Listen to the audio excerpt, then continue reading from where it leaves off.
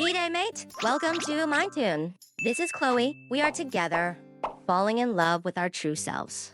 Some people always seem to keep their distance, like they're super independent or maybe even a bit cold. But once you get to know them, you realize they're actually pretty sensitive and careful about how they connect with others. A lot of times, this comes from growing up in a place where love or support was missing. So, how does that lack of love affect them in the long run? If someone didn't get enough love growing up, they might always feel a bit unsure or unsafe. They're cautious about trusting others because they don't feel secure. In relationships, they can seem cold or distant, but that's just their way of guarding themselves from getting hurt. They hide how they really feel because they're afraid of being vulnerable. In Good Will Hunting, Will keeps people at a distance with his coldness and sarcasm. It's his way of avoiding emotional pain. It might help short term, but over time, it stops them from forming close, meaningful connections. They don't feel secure, so they're always careful, afraid of getting hurt. Because of this, they often try to hide their insecurities by acting like they don't need anyone. In psychology, there's this idea called false independence.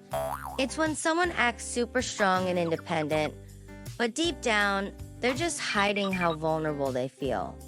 It's all about protecting themselves too much. They think it's safer to rely on themselves than on others because they're scared of being let down. Think about Elsa from Frozen. She shuts herself off from everyone, acting all tough. But inside, she's really scared. She's afraid of losing control, so she handles everything on her own, even though it makes her feel lonely or hurt. This is called self-protective isolation, and it happens when people have been hurt or ignored emotionally in the past. It's their way of keeping themselves safe from getting hurt again. This kind of independence isn't true strength. The tough exterior hides vulnerability, making them more sensitive to others' opinions. Emotional sensitivity is mainly about not knowing how to handle feelings well. If someone didn't get enough love growing up, their brain reacts way too strongly to things, and the part that calms emotions isn't as strong. So they can get really sensitive to changes or what people think. Even a small comment can set them off. It's not just being overly emotionalized, because they've never had enough emotional support, and it keeps them on edge. Emotionally sensitive people often struggle with low self-worth and past trauma. It affects how they act and can build up into bigger emotional issues over time.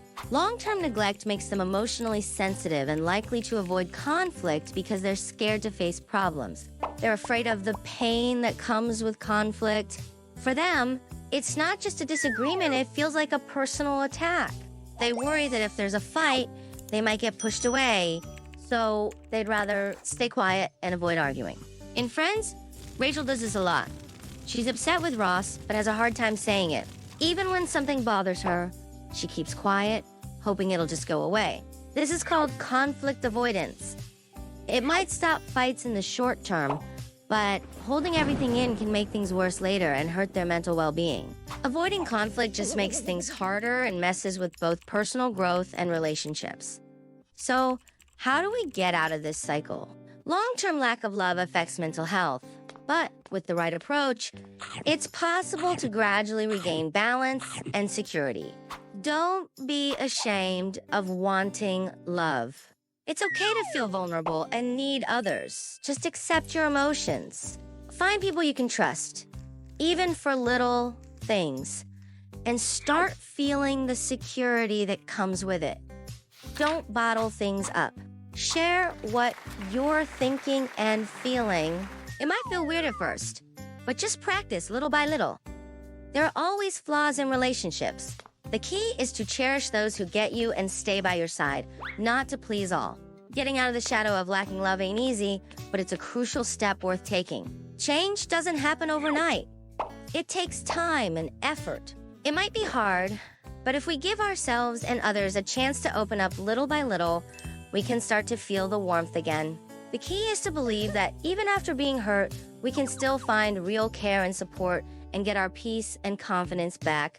Anyone around you been starved of love long? Or is it you?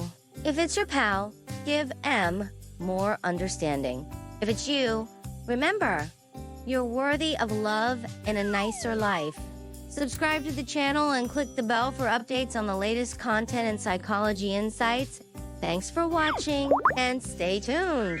See ya.